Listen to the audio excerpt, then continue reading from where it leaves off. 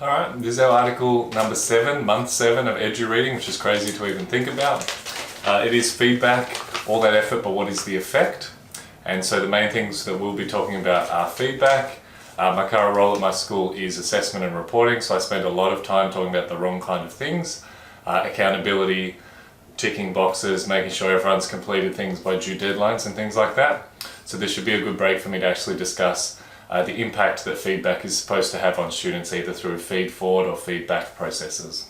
So the first prompt is basically how will we balance those two things that I just said? So accountability versus impact. How will we actually focus on the output, the things that's visible to others, versus actually engaging students in the process of feedback? So I mean, even the process of writing written feedback is itself distancing you from the student or from the learner.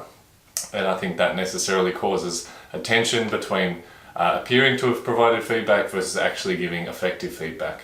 So I'd love to know how you balance those things. The second prompt is very simple. How do you develop pedagogical knowledge in your students, or how would you like to? So a big part in the article is talking about the way that students don't engage with their feedback effectively or don't engage with it at all. And a big part of that is giving them the pedagogical knowledge that they require to do so.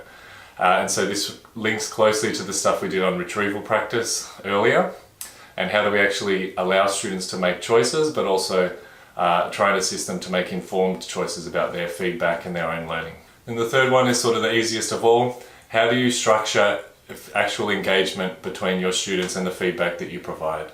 Or how do you actually facilitate that feedback process in the physical realm?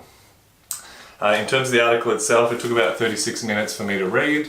It is aimed at higher education, but I didn't find anything that really jumped out as particularly higher education and not applicable beyond that framing.